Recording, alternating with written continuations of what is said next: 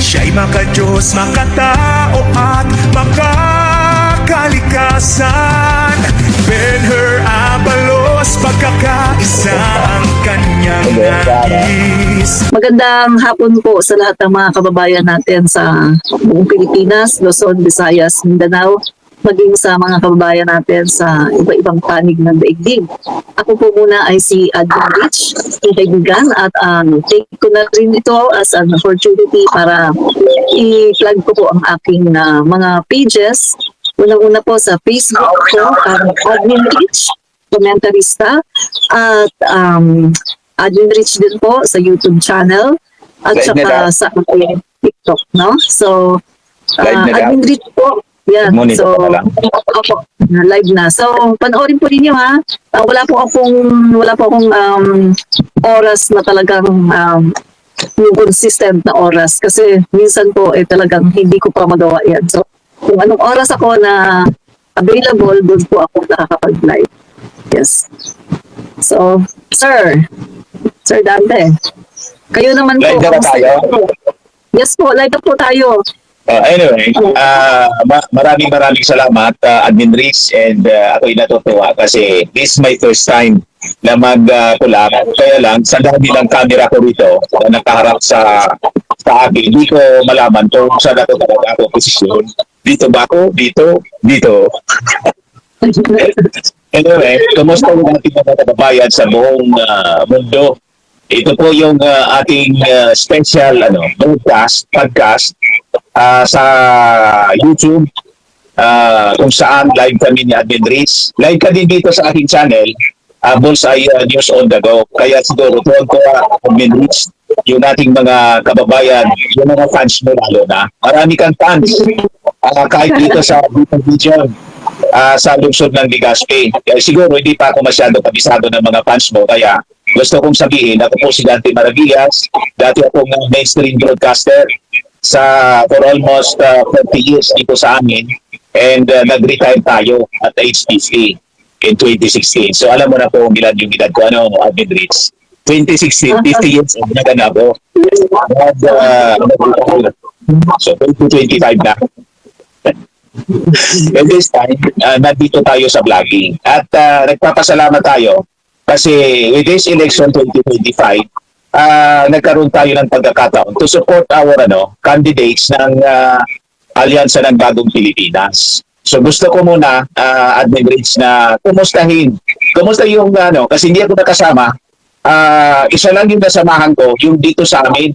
I think nandun ka, yung sa Naga City. Opo, nandun ako. Nakapunta po. Nandun ka pala. Kasama ko si Mrs. Yun lang yung nasamahan ko na meeting di Amonse, yung sa Naga City. Kumusta naman yung mga nasamahan mo? Ilang meeting di Amonse ka, Admin Rich, yung nasamahan mo sa Alyansa ng Bagong Pilipinas? Ang dami na po Hindi ko binilang pero madami na akong nasamahan. Usually, dito, no? Parang wala akong nasamahan wala po akong nasamahan na sumakay ng airplane. Pero puro mga dito lang po sa Luzon. Hindi pala yun. Yung nasamahan natin magkasama tayo. Yung sa Leyte. Iba naman po yun. Iba pala yun. Hindi siya, kumampanya kayo sa Leyte? Sumama ka doon? Hindi ako nakasama noon. Parang sina Mamiping lang yata yun. Yung sa Leyte. Yung Grand Rally doon with Speaker Matilde Mendes. Yes, Sir Dante. Pero alam niya, Sir Dante, no? Dante na lang? Dante na lang? Okay, Dante. Parang hindi kasi ako sanay, no? Kasi ay yung bang respeto, no? Yung respect. Kaya, parang sinabi mo, masyado na akong matanda. Hindi. Kasi po, kayo ay matagal na sa industry, di ba? Matagal na. Sa mainstream. Close to 40 years. 40 years na ako kasi pumasok ako sa broadcast industry, age 1. Second year college pa lang ako. Ganun talaga katagal. Second year college pa lang ako, reporter na ako. So I just retired 2016. And matagal this na time, kababayan yun. abuti Kaya na lang ako may bagong platform. Itong nakakatuwa. Itong YouTube. social media. Diba? Yung social media. So, So, social media. kwento ko lang yung alyansa kahapon sa Mandaluyong. Napakarami pong Kumusta? tao. Sobrang daming tao. Ang venue po kasi ay sa 9 de Pebrero sa Mandaluyong. So yung venue po ay pahaba.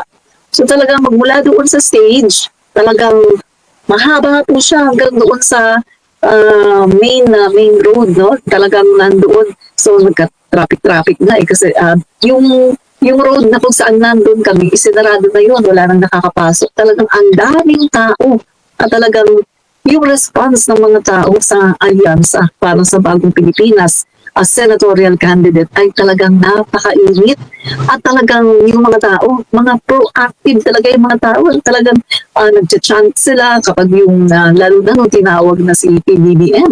BBM, nakailang ano po yan, palaging in between yata ng mga sinasabi ni PBBM, nagcha-chant yung mga tao ng BBM. Naalala ko, Sir Dante. Dante pala.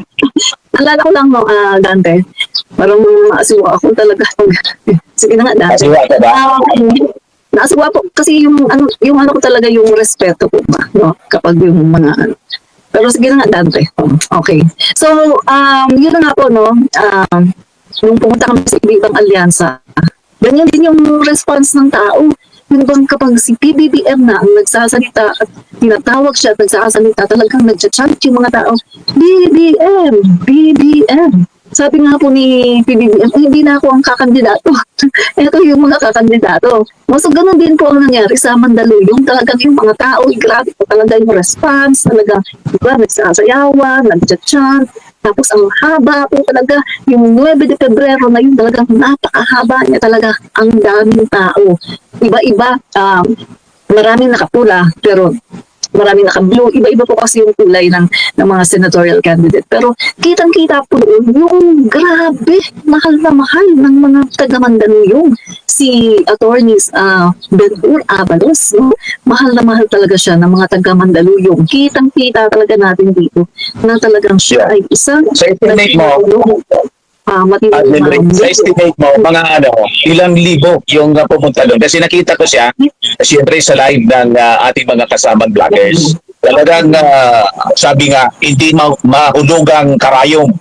Ganon ka dami. Parang yung kampanya lang nung 2022 presidential election. Yung tao, super yung dami.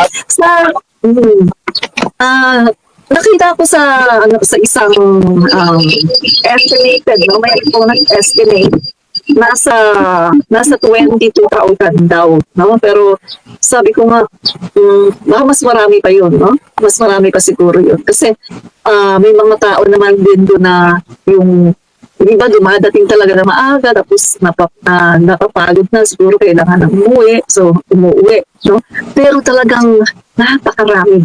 At nung malapit na siyang talagang nandiyan na si BBM, tapos paggabi ng paggabi, lalong dumadami yung tao. Kaya sa tingin ko, hindi lang 22,000 yun, yung tao, yung crowd doon sa alyansa. Kasi, hindi, sa tingin ko, Admin Rich, yung mga surveys na sinasabing, lalo na yung sinasabi ni Amy Marcos, na napiktuan daw siya ng pagbagsak ng ratings niya, itinuro yung kanyang kapatid, si PBBM. Hindi ako naniniwala doon kasi makikita mo, hindi nagbabago yung crowd. Parang dumami pa nga yung mga tumasama sa rally nitong ating alyansa ng Bagong Pilipinas. Di ba? At makita mo, doon sa endorsement ni Sara Duterte, imbes makatulong sa kanya, lalong lumubog. Nilangaw. Actually, nilangaw sila. May nakita akong isang video, Dante, no? May nakita akong isang video na kung saan itong si Kitty Duterte ay may sasalita. Tapos ganun pa siya, nag-chat. Pagkatapos pinakita yung surroundings, ang daming bangko, talagang kita-kita mo na nilangaw. Wala mang nakaupo. Talagang, yung nakaupo, nandun lang talaga sa unahan. Pagkatapos siguro mga 3 linya, wala na. Anong isa, merong 2. wala na talaga. So, nilangaw talaga ang kanilang meeting, no? Tapos yung napansin mo yung yung nakasulat doon sa stage. Ang sabi doon, ayusin natin ang Pilipinas. Sabi ko nga doon sa aking vlog kanina, sinasabi ninyo na ayusin yung Pilipinas. Di mo nga maayos yung buhay mo. Di ba? Correct. Yung pamilya ninyo hindi maayos. Oh, Tama. iwan-iwanay. Paano mo ayusin? Parang si Ipe na gustong tumulong sa ating bansa, ayusin daw yung Pilipinas. Totoo ba yung balita doon na nag-react si Gloria Diaz? Oo, Magpadala ka muna niya ng pera doon sa anak mo. sa anak, no? Kasi, Dante, para sa akin, no, para bago nyo sabihin na ayusin natin ang Pilipinas, ayusin nyo muna yung mga kaso ninyo. Yun nga. Di ba, marami silang kaso eh. Ang alam ko si Epe, may kaso yan noon sa kanyang live-in partner dati, si Dicena. Pagkatapos, siyempre si Kibuloy, meron din. Si Digong, na leader nila, meron din. So, may mga problema. Tapos yung mga pagsusustento dapat sa mga anak.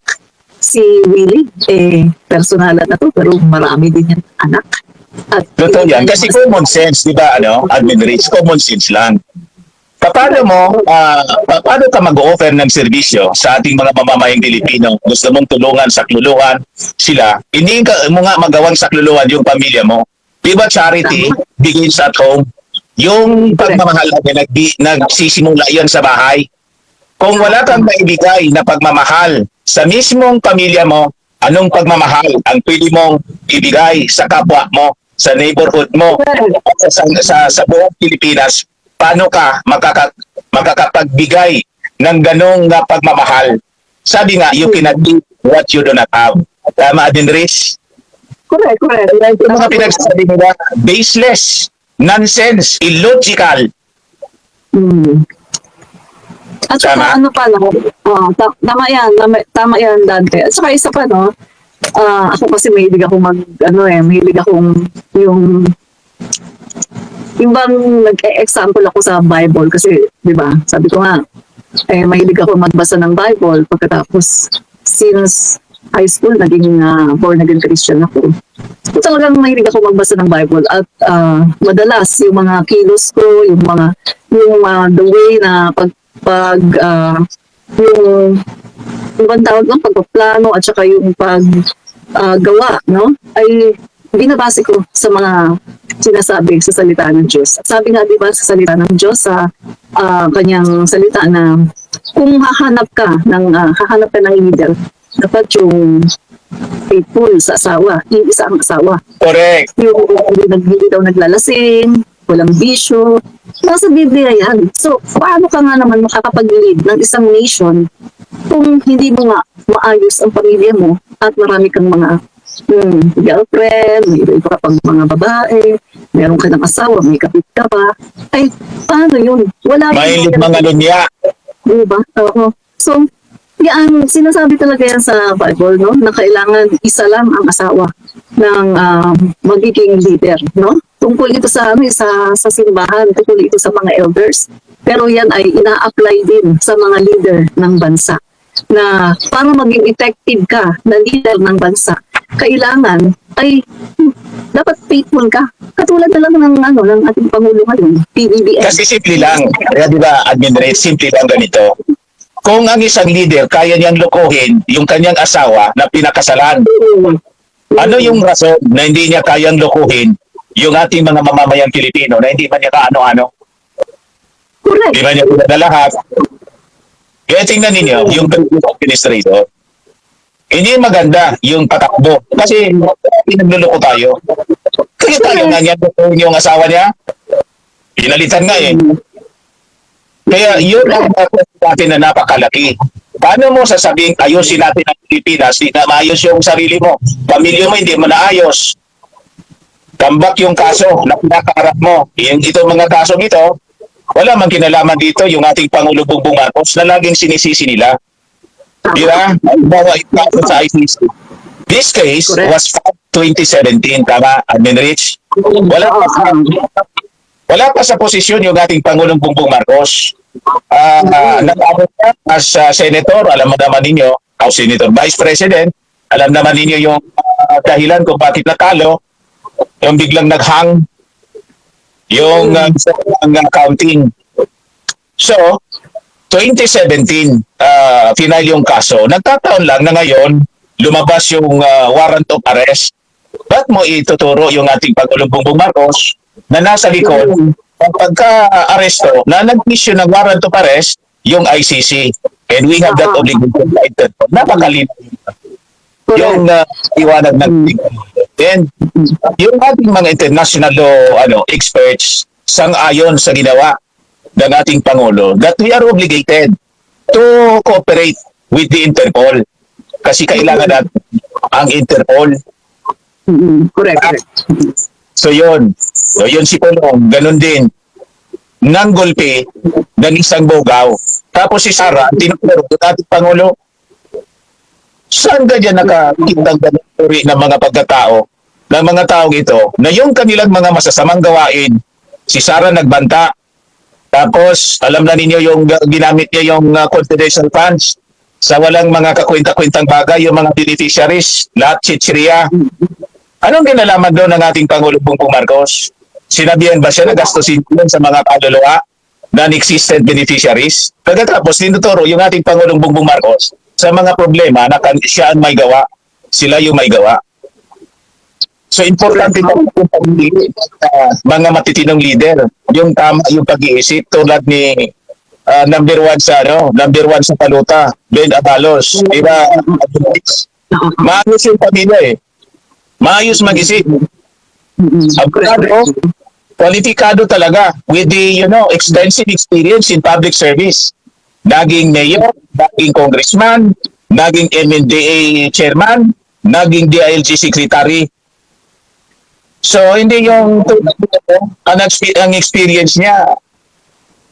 Ano ba yung experience ni tapos other members ng kanilang partido. O diba, napakalaking titingnan natin. Kaya tama lang yung ng mga surveys. I think dalawa lang sa kanilang pupapasok. Sa latest na kuan, makikita natin dito sa latest survey ng SWS, diba, Admin Rich? Nakita mo yon? Nakita ko yun. Pero hindi kasi ako masyadong din sa survey kasi sa pagkakaalam ko na Sir Dante, ako nga lang, madami kong mga nakakausap Tapos kapag ako'y umaalis, nag-aangkas ako, sinasabi ko yan, abalos po tayo. Tapos ang response po sa akin, ay oo, abalos talaga tayo. Kanina lang nung pumunta ako sa Robinsons, yung kinuha ko yung salamin ko, sinabihan ko yung dalawa, pati yung doktora. Abalos po tayo. Ang response po sa akin, ay opo, abalos po talaga kami dito. Pati pamilya namin. So, yung mga nakakausap ko, abalos Kaya how come na pagdating sa survey ay bumababa siya. Tapos, hindi lang yan, Dante, yung mga OFW ko na mga subscribers, sinasabi sa akin, nag-PM Admin Rich, nakaboto na ako at pinoto namin si Abalos. So, madami talagang abalos ng mga supporter. Kaya, hindi ako... Maraming nag-message sa'yo. Maraming nag-message sa'yo, Admin Rich, sa Messenger. Marami din sa akin nag-message. Hinihingan ako ng lista. Sabi ko, ganito na lang para hindi na ako magsulat at magsulat. Copy-paste na lang. Basta ikako, dalawa lang yung tatanggalin mo dyan. Si Amy Marcos Santos Villar. Number one, abalos. Tapos, yung yung dalawa, sabi ko, medyo questionable yung kanilang mga sinasabi. Lalo na si Amy Marcos na talagang pinagpanunugan niya. Pati yung kanyang apelido na Romualdez. Sa galit niya kay Martin Romualdez, talagang sinabi na niya sa latest niyang political ads. Ang nagpapatakbo daw ng ating bansa, hindi Marcos. Napanood mo na yan? Napanood ko na yun. May kontrol na ng gobyerno, it's Romualdez Araneta. Sabi ko, itong si Amy Marcos, paano mo pagtitiwalaan ang isang Amy Marcos na mismong kapatid mo, ipinagpalit mo sa isang Duterte, lalo na kay Sara, na nagbanta, na gustong ipapatay yung ating Pangulo, ipahukay yung kanyang tatay na pinakamamahalang itapon. That is desecration. Ipatapon sa West Philippine Sea. Paano mo ipinagtanggol ang isang tao na pati yung pinsan mo gustong ipapatay, pati yung hipag mo? Di ba? At ini-imagine na matanggalan ng ulo yung ating Pangulo. You just imagine, ganung uri ng tao, pinagpalit mo ang iyong kapatid na wala kang marinig na masasamang salita mula sa bibig ng ating Pangulo. So yun, sabi ko nga, kung si Amy Marcos kaya niyang ipagkanulo ang kanyang kadugo, sino ba tayo? Hindi niya pwedeng ipagkanulo. Tama, Admin Rich, sa mga argumento natin. So it's napaka-peligroso ng isang tulad ni Amy Marcos na kaya ni pagkanulo ang sarili niyang pamilya na pagtiwalaan natin ng posisyon sa gobyerno. Sisweldohan natin. I-really-hire natin na senator ng ating bansang Pilipinas. I think napakabigat para sa personal ko lang, napakabigat sa akin na iboto ang isang tulad ng pag-uugali ni Amy Marcos. What about you, Admin Rich? Totoo yan, no? Yung lahat kasi isinisisi niya ngayon kay PBBM, no? At ang pinagpuputok talaga ng butsi niya, ng matindi na pagpuputok ng butsi niya ay yung pagdala nga, no, kay dating Pangulong Duterte sa Dahig. At sinisisi niya ito, na ito daw ay revenge, no? Ang gobyerno daw ngayon ay puro daw paghihiganti. Pero kung titingnan natin, paghihiganti, kasi kung paghihiganti yan, dapat yung mga dilawan ang pinaghigantihan. Dahil unang-una sa lahat, hindi naman magkaaway ang Duterte at Marcos. Yan ay magkasangga, mag-unity, di ba? So, ano lang natin, Sir Dante, no? Kasi ang sabi kasi dito, no, medyo ni-research ko ng konti. Ang sabi dito, noong 2017 nga, tama yung sinabi nyo na nag-file ng case. Tapos, dahil sa pagpapile ng case na yan, ang ginawa ni Duterte noong March 14, 2018, ay nag-announce na siya na mag-withdraw sa Rome Statute, no, sa ICC. At yan nga, na-finalize yan noong 2019 ng March 16. No, hindi na tayo member ng ICC. So, diyan pa lang, no, talagang makikita natin na iniwasan ng Duterte administration itong ICC. At ang sabi pa rin ng ICC ay meron pa rin daw jurisdiction.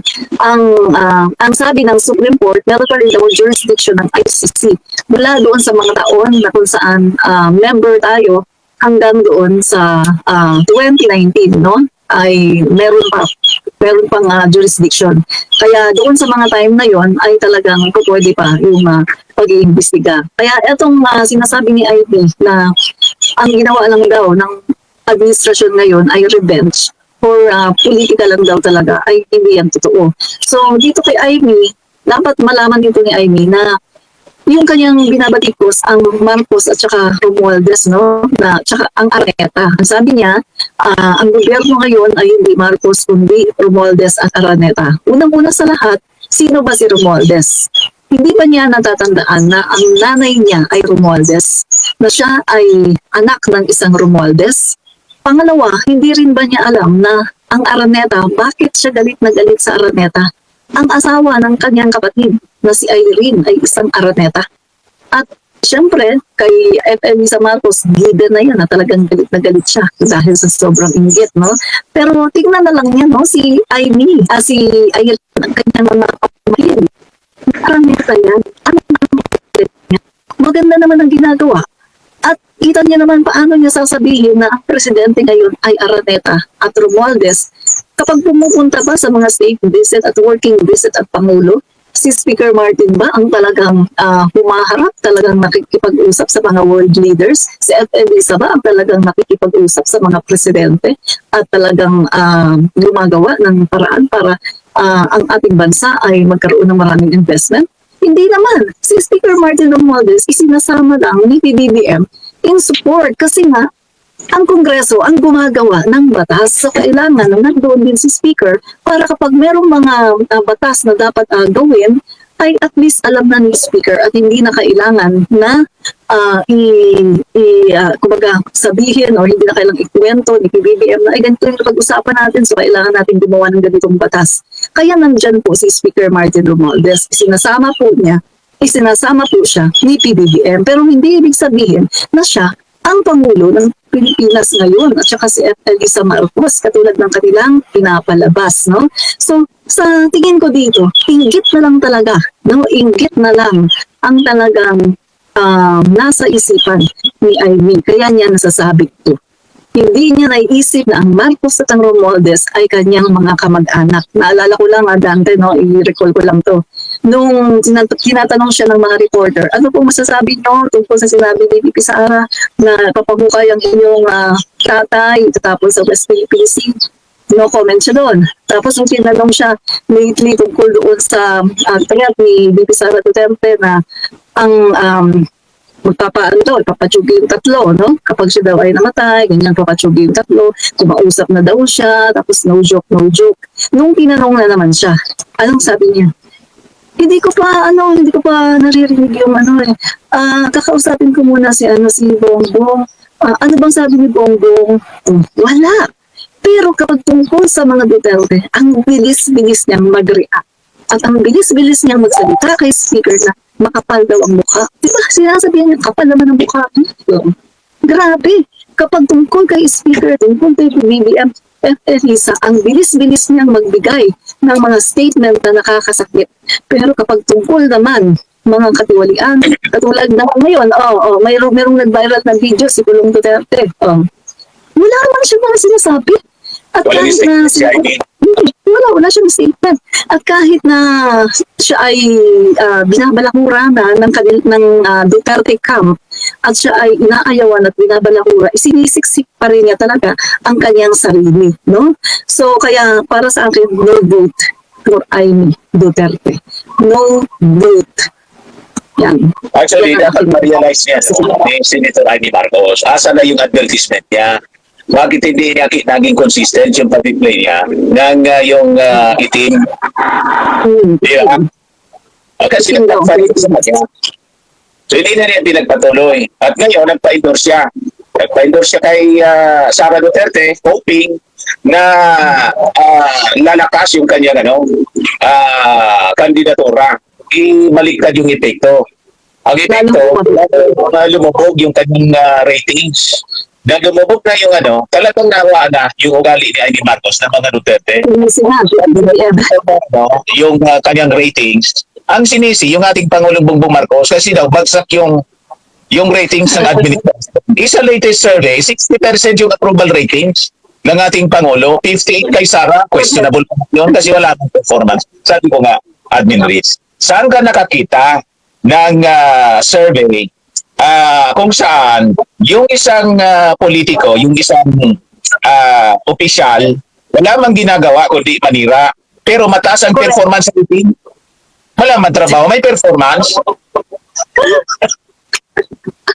Pero just the same, ang most trusted government official, yung ating Pangulong Bongbong Marcos, kahit na questionably yung ratings na pinalabas ang survey, di ba? Kasi dapat yung ratings ng ating Pangulo dapat lampas pa sa ratings noon ni Digong nung siya yung presidente. Kasi naging 6 years pa lang yung ating Pangulong Bongbong Marcos na presidente. Nalampasan na yung 6 years ni Digong, hindi nga mga late. Di ba?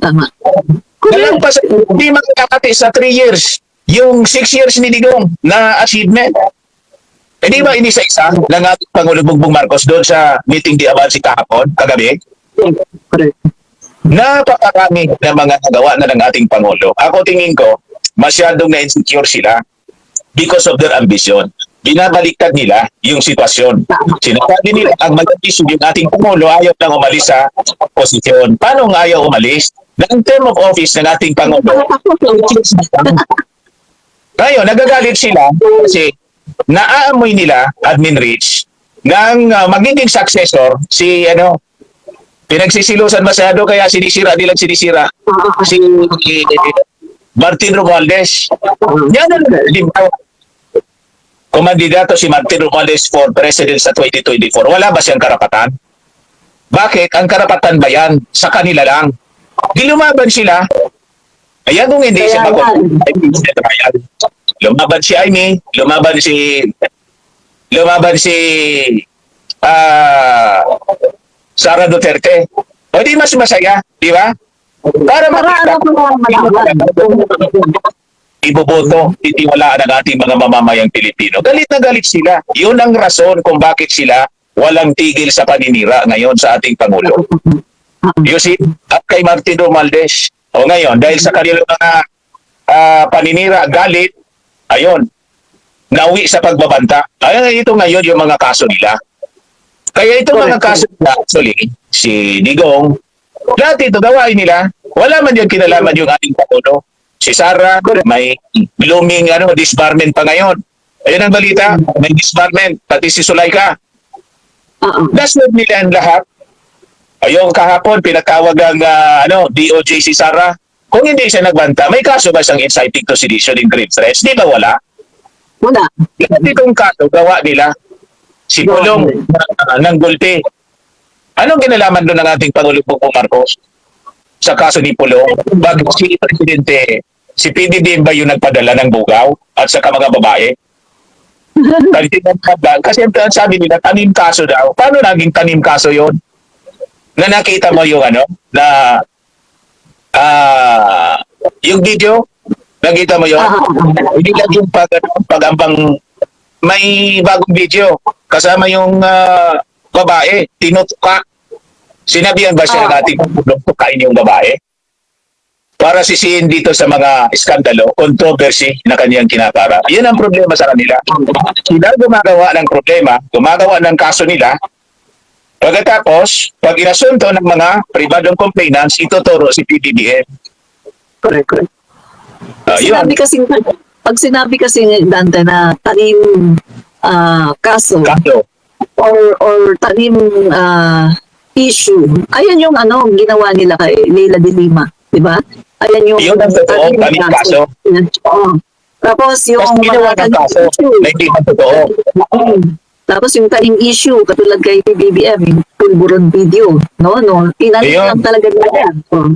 Peke, napatunayan yan ng mga expert sa AI, mga deepfake videos na talagang merong in-authenticate nila yan at talagang nalaman nila na ito ay deepfake, no, na merong kasamang face swap na tinatawag. So, ayan yung mga tanim ebidensya, mga tanim issue na ginagawa nila. Katulad na lang din ng pag-fake news, no, ni Sara na si F. Elisa daw ay yung tungkol sa sa Amerika na yung daw nakulong. Imagine yung kanilang mga bugok na supporters naniniwala pa rin na nakakulong si First Lady Lisa Marcos, naka-attend na doon sa tawag dito yung pagkamatay na Katurapa, nag-attend na nga doon.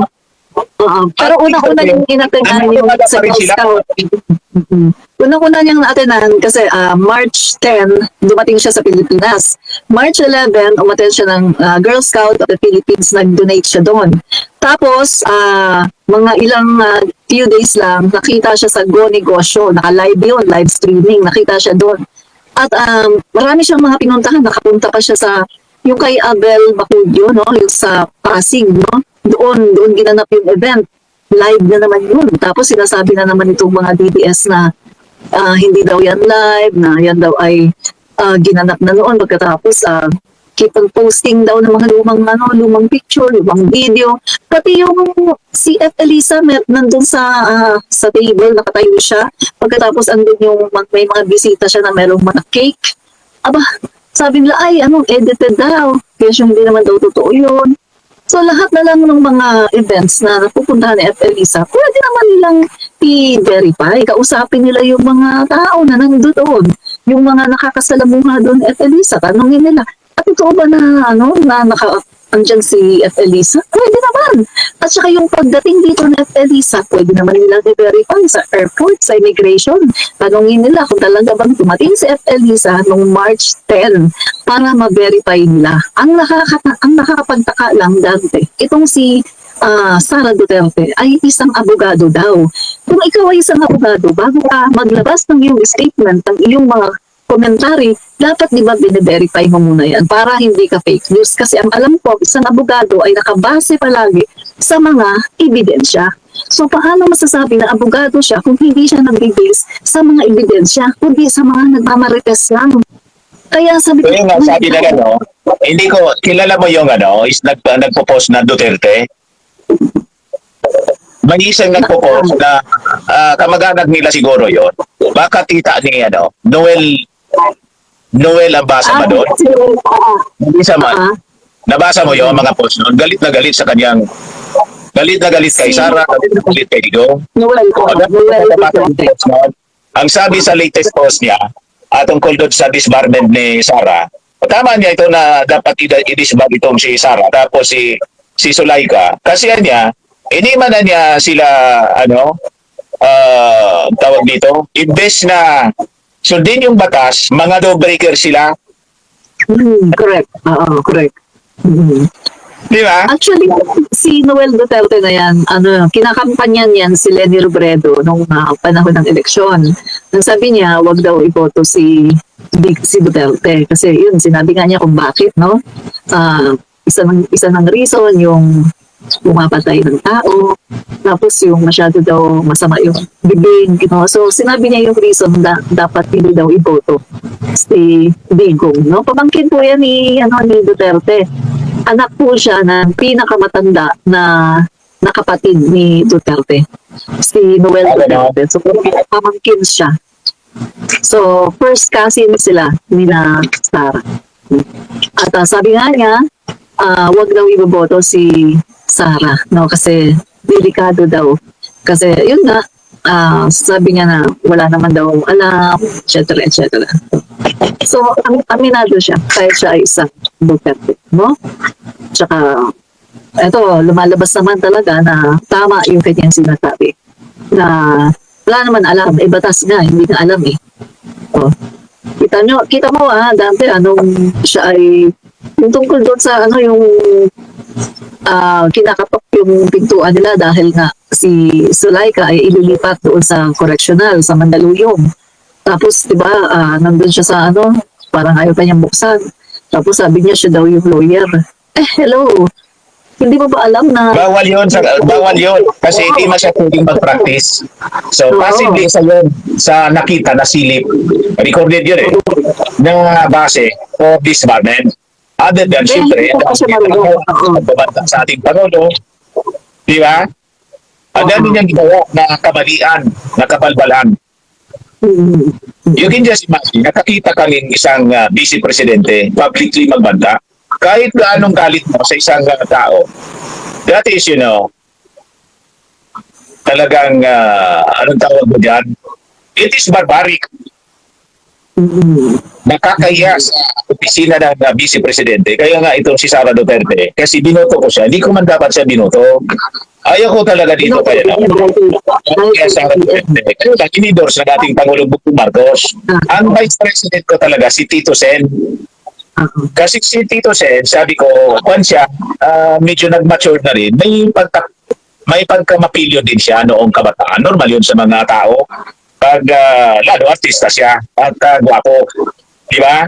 O ngayon, matured na siya kasi ngayon at I think napakabait ng dating Senate President and very qualified din siya na tumakbo bilang Vice Presidente and has that chance to win sana. Kaya lang, sabi ko, noong mga sumunod na araw, medyo bumaba na yung ratings niya.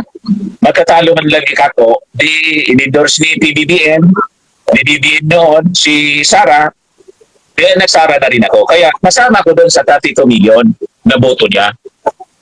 Ngayon, kasi na tayo ng support sa kanya at sinalaula niya, binala ko yung opisina niya, hindi ko na siya tinatawag na Vice Presidente. Sara Duterte na lang. Correct, no? Kaya itong mga nangyayari ngayon ay ano yan consequence ng lahat ng mga ginawa nila noon. Lahat ng mga pagmamalabis. Sabi ko nga, lahat naman ng ginawa natin sa mundong ito, di ba, meron talagang katapusan. Kapag may masama kang ginawa, hindi naman pwede na hindi mo pagbayaran. So yung mga nangyari sa kanila ngayon na inaakala nila sila ay pinapersecute, ito ay hindi totoo dahil yung nangyari sa kanila ngayon ay pinagbabayaran lang nila ang lahat ng kanilang nagawa. Katulad na lang ako kay Digong o ICC. Kasi 2017 pa lang, di ba? Meron nang nag-file ng case. Tapos na-finalize yung pag-file ng case noong 2019, no? Kung hindi ako nagkakamali, 2018. Tapos tinulungan pa ni Trillanes, ang mga human rights lawyer. Tapos ayan na nga. So, eto ay merong mga basihan. Tapos tungkol naman kay VP Sara, eto nga yung sinabi nyo kanina, no? Dante, na sa kanyang pagtitreat.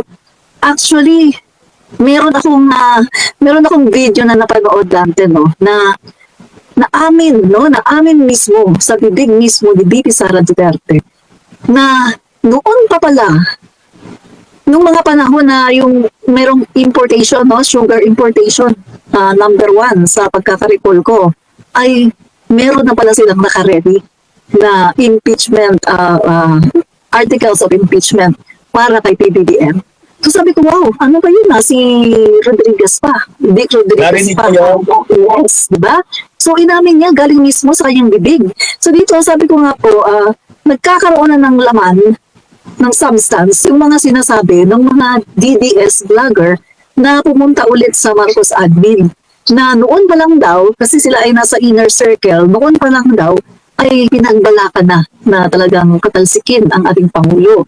At yung balita nga na ito na si Gloria Macapagal Arroyo ay kumikilos sa Kongreso, kumakausap ng mga kongresista para sumabi sa kanya, no, para kanilang patalsikin si Speaker Martin. Kaso, ang mga kongresista ay kilala naman nila, no, si Speaker Martin, loyal sila sa pamumuno ni Speaker kasi talagang magaling.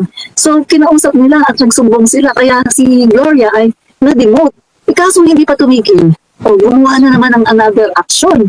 Kumakausap na naman ulit ng mga kongresista, nagsumbong na naman ngayon. So ang nangyari, hindi lang siya demoted, tinanggal na talaga siya.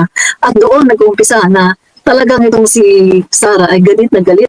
At siya ay umalis sa naka-CMD. At pagkatapos sinabihan niya na tambalos-los. Tapos mula nung talagang kinuyog na, no, si Speaker Martin ng mga DDS, ng mga influencer ng mga DDS na talagang pinaputok nila yung tambalos-los no? Yung name calling nila sa kay Speaker na tambalos-los. So talagang makikita natin na sila pala talaga ang nanloko ng bodol sa ating Pangulo dahil as early as 2022, pagkaupo ko lang pala ng Pangulo natin ay may plano na sila na talagang pabagsakin ng ating Pangulo. So, kung titingnan natin, sila talaga yung nangbubudol. Kaya, minsan nga nag-uusap kami ng asawa ko, sabi ko, alam mo, ito kasi si Amy. Ito si Amy talaga may kasalanan. Kung hindi sana niya inano yung si Sara Duterte na mag-vice presidente kay PBBM, wala pa ng problema ngayon si PBBM kasi sa totoo lang, pwede namang tumakbo si PBBM na mag-isa siya. At saka, malay natin merong pag malapit na yung eleksyon or merong talagang gustong sumapi sa kanya na makikipag-partner. Pero makipag-tandem. Pero ito talagang si Amy, ang talagang, siya talaga yung nag-push nito para maging vice-presidente. Etong si Lucrin, yun pala, meron naman pala talaga silang plano na gustong gawin. Kasi meron mo 2022 pa lang, may plano na sila. Kaya naman pala ganun yung mga sinasabi ng mga ibang mga political analysts, no? Dante, na yung nakita mo yung picture, yung nasa House of the Representatives, si PBBM sa immigration. Diba yung may meaning yung picture Yumakap siya kay Vicky Sara kasi tuwan-tuwa siya, di ba? Mag-inauguration na, tapos yumakap siya, tapos si Vicky Sara, walang reaction, tapos hindi siya yumakap, di ba?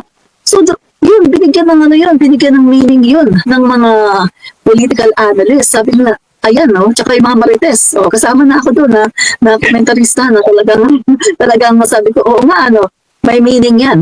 O, ibig sabihin, hindi siya natutuwa na ang Pangulo ay eto na, mag-inaugurate na. Hindi siya natutuwa. Diba? Yun naman pala, meron naman pala talaga silang plano. Diba? Yeah, totoo yan. Yung tatay, si Digong, halimbawa, kampanya pa lang, sinisiraan na yung ating Pangulong Bongbong Marcos. Doon nagsimula Correct. yung paninira.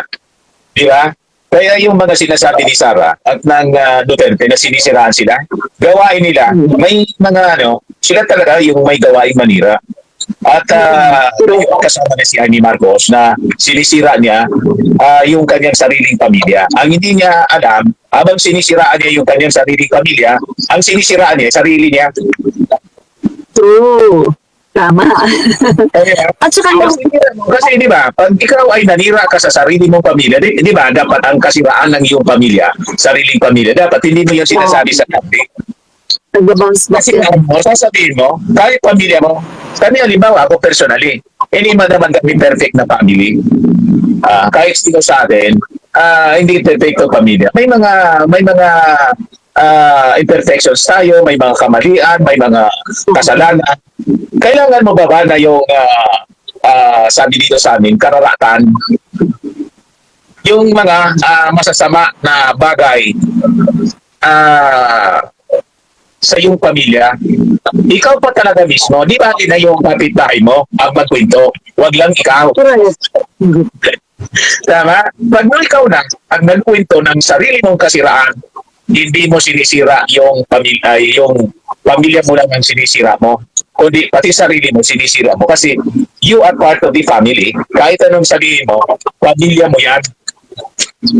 Tama? Actually, tama po. Actually, Sir Dante, ang totoong nangyari talaga dyan, yung ginagawa ni Amy, yan ang naging dahilan para bumaba yung mga rating ni PBBM. Yan talaga ang naging dahilan eh.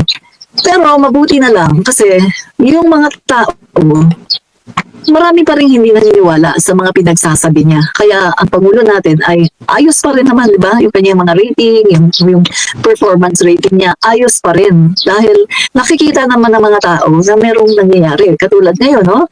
O 20 pesos na bigas na hindi naman niya pinangako. Ito ay kanyang pangarap. Pagkatapos, ito, nagkaroon na nga ng pilot, no? Launching sa Cebu.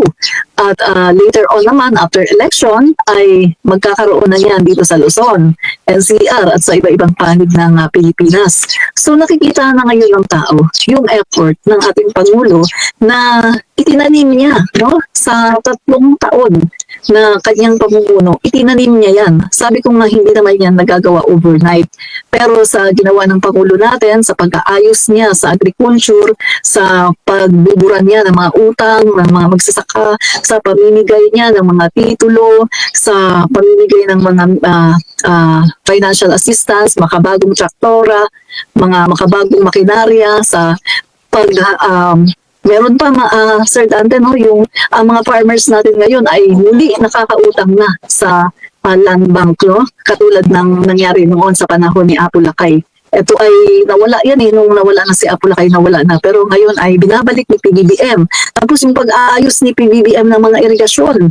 At ito nga, libre yung mga patubig. Unlike noong nawala si Apo Lakay na wala nang ganito eh. Ang sabi ng mga magsasaka, yung pati daw patubig ay kanilang binabayaran. Pero ngayon sa panahon ni PBBM, libre na naman. At nagpagawa pa si PBBM ng mga food processing, no? Ng marami yan sa iba-ibang panig ng Pilipinas. At farm to market roads pa. So napakaraming effort na ginawa ng ating Pangulo para masaayos ang ating agrikultura. Kaya lahat ng mga effort na yan, no, together, no, na talagang eto na, nagbunga yung mga itinanim ng ating Pangulo within 3 years. Kaya eto, gumanda talaga ang ating ekonomiya. Pero sa pagganda ng ekonomiya, syempre meron ding natatamaan. Katulad na lang ng pagbaba na lang ng inflation. Pati tayo ng mga dollar earners, medyo Tinamaga. Nakakalungkot nga kasi lumakit yung value ng peso nasa 55.3. Sabi naman yung value ng peso bumalik sa 58 pesos per dollar. Di ba? Pero Sir Dante, maganda to kasi ibig sabihin yan, malakas yung ating ekonomiya. At yung utang ng Pilipinas ay bababa na siya. Kasi syempre, yung pag ganyan yan yung ang pambayad natin, idol yan, di ba? So, Sobrang kasing ginaligan ni PBBM. Kasi sobrang ginaligan. Ayan tuloy, yung sponsor ng mga pro-China rito, yung sponsor nila, yung China siyempre, nagagalit lalo, nagingit-ngit yung China kasi yung China ngayon, yung economy ng China, na abot na natin sa GDP. We were next to Japan. 64 point something, 64 yata. Pangalawa tayo sa Kung hindi ako nagkakamali ng data, yun ang binag ko kahapon. Imagine that, yung economy ng China, inabot na natin. Kaya insecure, pati yung China na insecure sa atin kasi ang objective ng China, dapat lagi silang leader dito sa Asia. Sila lang dapat ang magaling. At ang sino mang magaling, dapat i-compete nila, malampasan nila. So nagiging tayo threat in terms of economic growth kasi pag yumaman tayong yumaman, nag-gets mo, kaya sinasakita nila yung ating economy.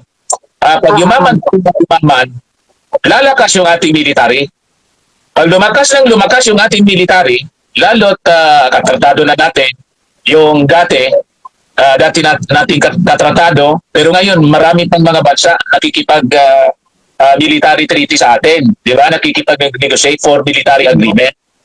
Lalo na na-insecure yung China. Kaya as much as possible, gusto nila ang isang leader na tulad ng mga previous administrations. Mahina ang tuktok. Walang intention na payapanin yung ating bansa para nila tayo. Yun ang katotohanan yan, Admin Rich. Correct kayo siya, no? Madaling sabi. Insecure sila. Kasi may intention sila sa West Philippine Sea. Kung malakas tayo, hindi nila makukuha ang West Philippine Sea. Pag yumaman tayong yumaman, makakabili tayo ng mga armaments for our defense. You see? Kaya ginagamit nila itong mga politikong pro-China. Pinupunduhan nila para guluhin ang ating administrasyon at mawala sa focus yung ating Pangulo sa pagpapaunlad ng ating bansa. Huwag tayong papayag. Kailangan nating i-support yung ating mga kandidato na pro-Philippines. Hindi pro-China. Tulad ng ating kandidato na ilalagay natin sa number one, rank one. Kasi number one talaga naman siya sa lahat ng kandidato. Ben Abalos, na tulong sa ating Pangulong Bongbong Marcos sa pagpapaunlad ng ating bansa sa remaining 3 years ng kanyang presidency. Tama, Admin Rich? Correct. Tsaka ito, Dante, no? Yung kailangan sa Lunes, sa pagpili natin ng iboboto natin para talagang mamuno, no? As a Senator of the Philippines para gumawa ng batas, dapat piliin natin talaga yung mga makakatulong sa ating Pangulo sa pamahalaan. Yung marunong. Yung malawak yung experience niya. Kaya tama yung sinabi ni Vice Ganda. Kaysa naman niya makapasok yung mga walang kwenta. At saka kailangan natin ng slate ng Pangulo kasi nga, halimbawa, may mga batas na magagandang batas, lalong-lalo na sa West Philippine Sea. Ang magandang batas na yan para talagang ang West Philippine Sea ay talagang sa atin, no? Hindi ang kinin ng China. Pero kapag ang nanalo ay yung mga sa kabilang mga senador, pipigilan yan. Kaya kailangan talaga ng mga senatorial, no, na kandidato ay talagang makapasok talaga itong alyansa. At lalong-lalo na si Secretary Ben-Hur Abalos, no? Kasi unang-una, pagdating sa experience, napaka-wide ng kanyang experience. Naging city councilor, naging mayor, 2 termino niya sa pagka-mayor. At nung siyang naging mayor ng Mandaluyong, naging multi-awarded ang syudad at ang mayor, no? Si Secretary Abalos. At hindi lang locally nagkaroon pa ng mga award sa United Nations. Nanalo pa ang Mandaluyong.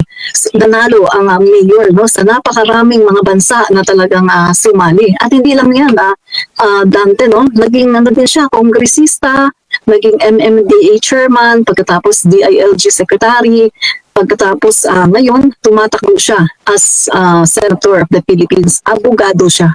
At siya ay matapang.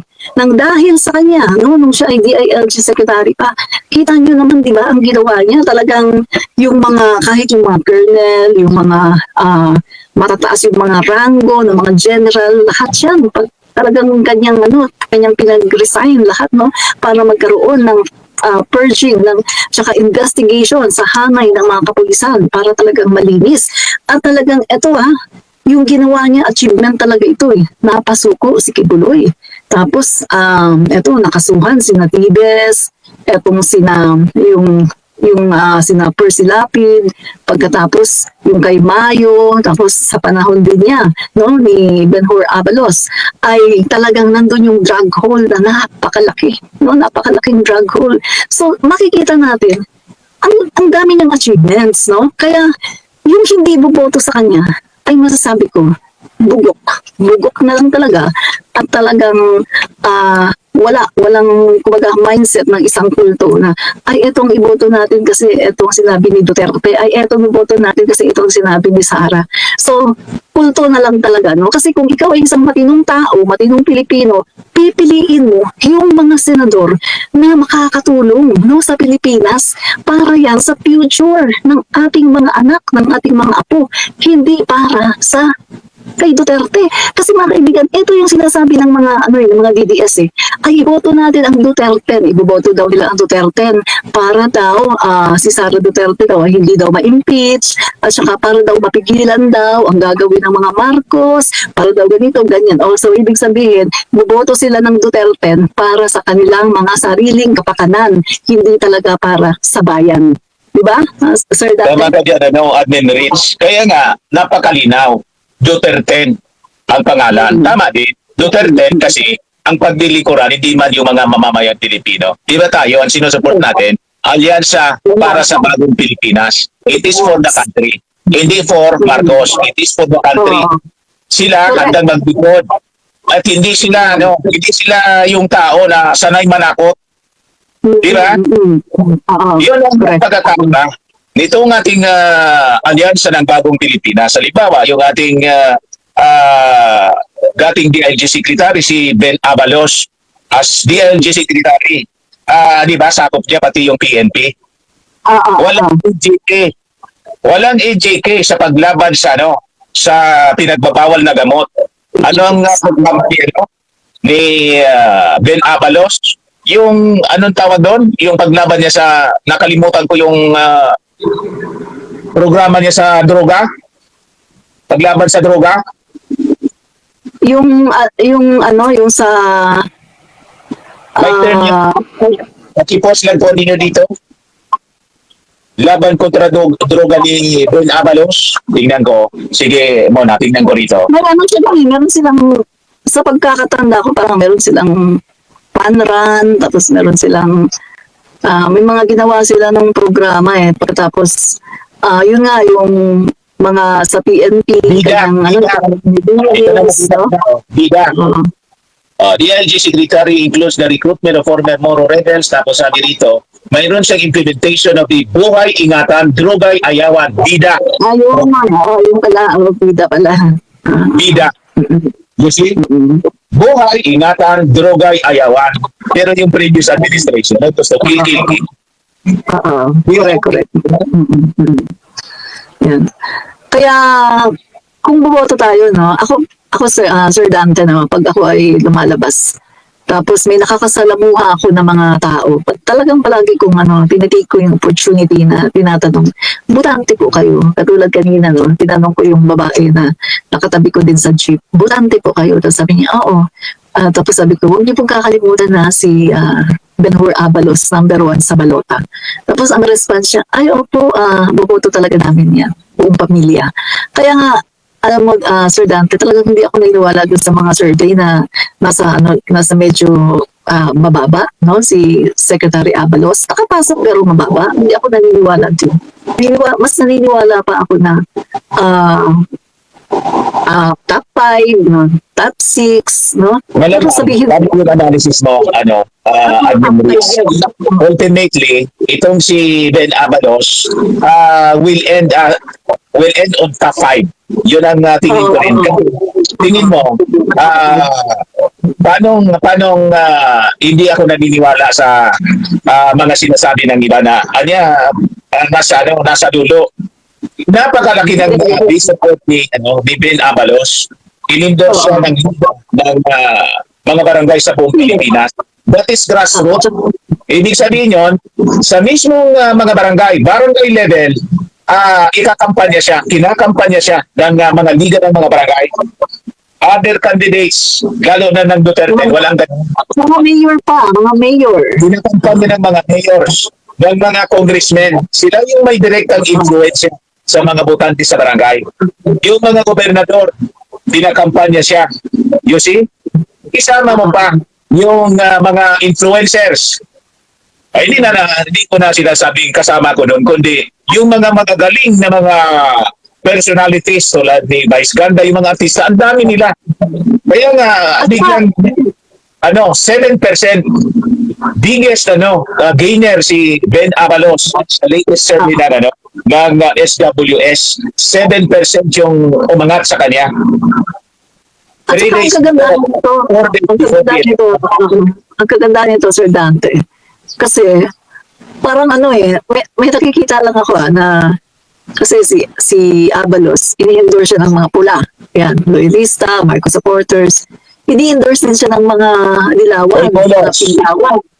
Tapos, meron din ako nakikita na nasa side ng DDS, pero gusto din siya. No? So, parang lahat ng kulay. So, sabi ko, maganda to dahil di ba si Ben Abalos, MMDA chairman, parang niningirigaw, di ba? Oo. MMDA chairman siya nun. Ang ibig sabihin lang, si Ben Abalos kasi, trabaho lang siya. Hindi siya, politiko siya na hindi namumolitika. Kung sino ang nakaupo, sinusuportahan niya kung sino ang nakaupo. Kahit sino pa yan, no? Kahit hindi niya kapartido.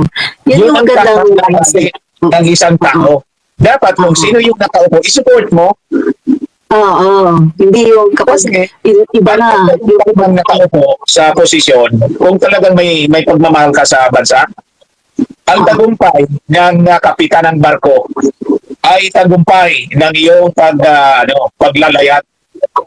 Pero kung perwisyo mo yung kapitan ng barko habang naglalayag, baka yung barko lumubog, kasama ka doon. Tama, no? Di ba? Correct. Yun ang masamang gawain. Yung kapitan ng barko, dinidemonyo nila, piniperwisyo nila, mabuti na lang, magaling yung ating Pangulong na Bongbong Marcos. Hindi siya nadidistract. Sige lang ang trabaho. Hindi mabaga pinapatulan ng ating Pangulo yung mga patutsada nila. Ang pumapatol sa kanila, si Yossi Castro.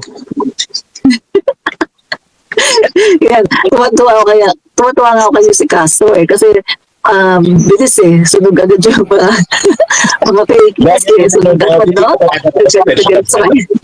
Nakausap ko na po na si Castro. Pag, kumusta mo ako, sabihin mo, lagi akong nanonood sa kanya kasi tuwan-tuwa ako pag kinukumpronta niya si Sara Duterte. Talagang bullseye. Bullseye yung tama. Lagi nababato mo. Lahat ng sinasabi na, bumumunta talaga sa kanya. Lahat na balik ni, di ba niya dinidescribe mo, sabi ni Yossi Castro, yan ang yung sinasabi. So yung sa meeting di Amansi nila, PDP Laban, sa liwag nilangaw din, na 2,000 lang yata yung estimate na PNP. Tapos sabi ni Sara, yung ating Pangulo daw, walang kakayaan. Para nga yung description mo yan at yung pamilya mo. Sabi ni Yossi Castro, talagang back. Ang galing na abogado ni Yossi Castro. Mabuhay ka, Yossi Castro. tama naman sinabi ni Yusek Dante, no? Kasi kita nyo nung naging DepEd Secretary si Sara, ang unang-una, sabi niya gano'n ay, if you give me 100 billion, I will solve all the problems in basic education. Tapos, nagsabi siya na hindi daw niya na-review yung matatag curriculum dahil wala daw siyang background sa education, no? So, pinaubayan na lang daw niya sa kanyang mga master teachers, no? So, yan, ibig sabihin, kung hindi mo naman pala kaya, bakit mo kinuha yung trabaho? Ano naman sa lahat? So, pwede namang pag-aralan mo yun. Ilang taon mo? Siguro sa 2 taon, basahin mo yan. Kung meron kang hindi maintindihan, tanungin mo yung mga master teacher mo, ano bang ibig sabihin nito? Paano ba to? Napakadali lang ang pag-aralan. Ang nakita ko lang talaga sa kanya, yung katamaran.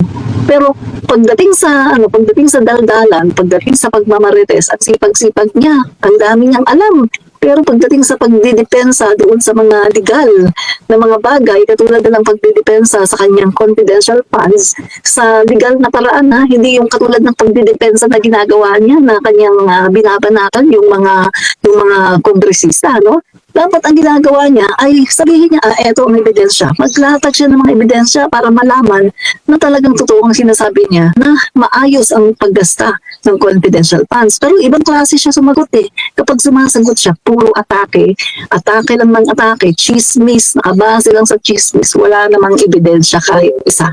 Yun. So, kaya talagang nag-question yung kanyang pagiging lawyer ko. Talagang lawyer siya. Kasi halos lahat ng kanyang mga sinabi, no, pati yung mga pinagsasabi niya na si Speaker Marcos, ganito daw, ganyan daw ginawa, pagkatapos si Etelisa, ganyan-ganyan. Ang dami ng akusasyon, pero ni isang ebidensya, wala siyang inilatag. Diba? Kaya ang masasabi natin dito, no, mabalik tayo, no, kaya Secretary Ben-Hur Abalos, mag-focus tayo, yung mga botante, mag-focus tayo sa May 12, no, sa eleksyon na darating sa Monday. Tandaan po natin, kinabukasan po natin ito, kinabukasan ng ating mga anak, ng ating mga apo, no, huwag po tayo magpapadala sa emosyon. Ang pagboto po ay hindi po naayon sa emosyon, kundi naayon po ito sa track record, sa experience ng isang kandidato at sa kanyang yung kanyang pagkatao, kung anong klase siyang tao. Kailangan din po na may takot siya sa Diyos dahil ang isang kandidato, kapag may takot ka sa Diyos at kailangan i-apply mo huwag yung sasabihin, ay ganito ako ay nagsisimba ako, ganito ako pagkatapos hindi ka ba nakikita, diba? Katulad na lang ng isa, pastor. Pastor, pero anong nangyari? Patong-patong ang kaso, no? So kailangan tingnan po Kasi natin. naman, state yun. Yeah. Yun si Martin. Gusto natin agawin yung posisyon ng ating Panginoong Jesucristo. Son of God daw siya. Isa lang naman ang Son of God. The true son. Kaya nga bugtong na anak. Pag sinabing bugtong isa, sana nakakita na yung anak ng Diyos, yung ating Panginoong Jesucristo, tapos siya Son of God din. Paano siya naging Son of God? Di dalawa na yung Son of God. Kasi yung mga believers, ako kasi, I am a believer, a Bible believer. Alam natin kung sino lang ang Son of God. The true Son of God is Lord Jesus Christ. Tayo, bakit tayo tumatawag sa Ama na Ama? Hindi dahil tayo ay tulad ng ating Panginoon Jesucristo na bugtong na anak. Kung di tayo naging anak, hindi tulad ng status ng ating Panginoong Jesucristo, kundi adopted son. Adopted sons of God. Yun ang ating kalagayan. As you believe in Jesus Christ, yun ang naturo ng Bible. Totoong turo, hindi yung twisted teaching na tulad ng paniwala.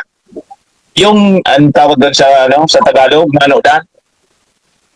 yung natutunan ni Pacquiao. Mali-mali ang natutunan. Maling turo, kaya tingnan mo ang consequence sa kanyang buhay. You see? So, kinastigo na siya mismo ng ating Panginoon. Kasi, pati yung ating Panginoon, inalisan niya ng trono. Pati yung pagmamahal ng buong mundo at universe, kinuha na niya. Tama. Correct. Pipirma daw siya para makapunta sa langit yung ating kaluluwa. Imagine, saan yung nakasulat na siya yung pipirma? At kung siya nasaan yung appointment? Ipakita niya dapat pirmado ng ating Panginoong Diyos Ama sa langit. Ipakita niya ang pirma. Nakakatawa na talaga, no? Pag, Kaya yung nauuto ng taong ito, nauuto yung hindi marunong, yung hindi mga ligtas na tulad niya. Yan ang nauuto niya. You see? Pero tayo na mga totoong believers, never na mauuto nitong mga taong ito because we know the truth in the Word of God. Kaya nga, Sir Dante, no, talagang yung boboto lang talaga dito sa mga sa kabilang pugol, no? Boboto lang. Boboto sa kanila. Boboto. Imagine that, Duterte. Very clear Duterte. Senador ng Duterte. Hindi senador ng Pilipinas. Ang dapat nating iboto, senador na maglilingkod sa Pilipinas, sa mga Pilipino, hindi maglilingkod sa isang pamilya. Kung senador hindi siya magpasweldo, hindi tayo yung dapat magpasweldo. Not from the taxes of the Filipino people, kundi galing sa bulsa ni Digong at ni Sara.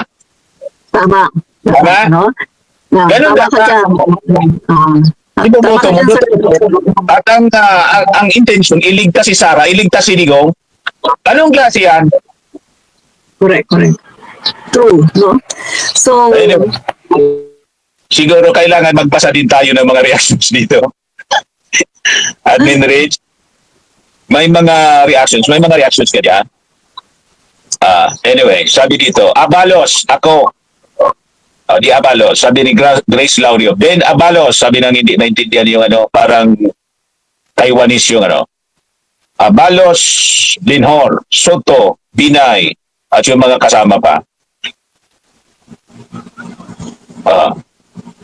Watching from Taguig City, support BBM.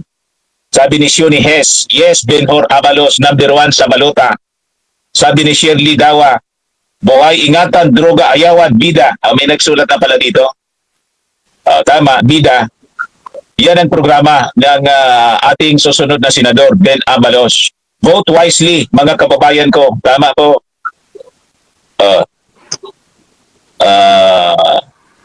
Hindi po marinig si Admin Rich. Napuputol ka yata, Admin Rich. ay, napuputol ako. Okay na siguro. Narinig ko naman. Lahat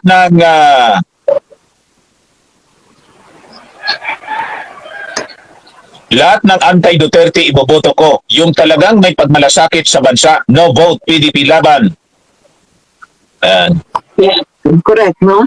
So, Sir Dante, putulin na natin yan, no? Kasi mga 4:30 ay si Takero Miyamoto at saka si Mima Alicia naman ang magte-take over. So, magbigay tayo ng ating maikling mensahe para sa mga kababayan natin sa darating na Lunes. Yan. Sige. So, sino mauna, Sir Dante? Ikaw na mauna, Admin Rich.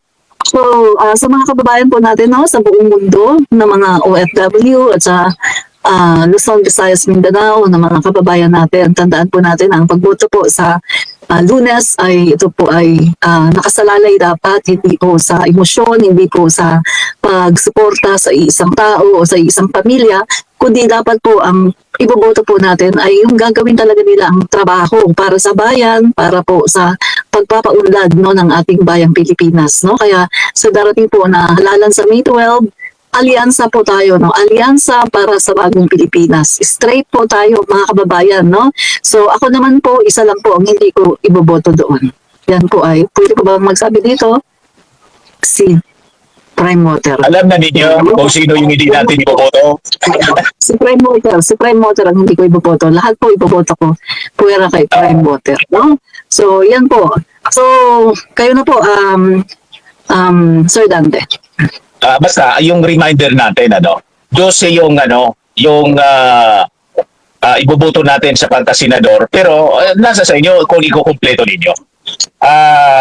Ako, basta wag na nating kalilimutan. Ben Abalos, number 1, yun mismo. I-shade agad po. I-full na ninyo yung shading. Hindi ba kung hindi ninyo ma-full yung shading? Pasiguro na ninyo. Hindi na ako mag-mention ng iba kasi yung iba naman, mataas na yung ratings.